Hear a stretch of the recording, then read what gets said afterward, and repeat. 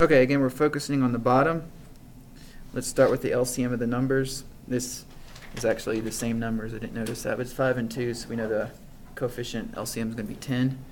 Now, one of the reasons I want to do this is because the one on the right doesn't have a y, and that's okay. But let's focus on the x.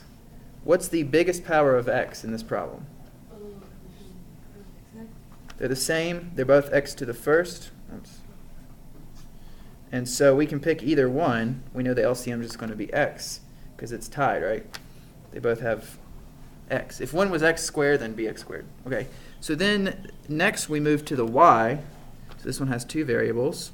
Well, still the biggest power of y is the only occurrence that it is, right? Like if there is no y over here, it's still going to be the biggest power of y, which is y to the first. Again, you don't have to put in those missing exponents if you don't want to, but the answer is going to be 10xy. So basically you take the least column of the numbers and then you take the biggest variable. The biggest variable of the set, that's correct. So why doesn't the 6 go into like the fact?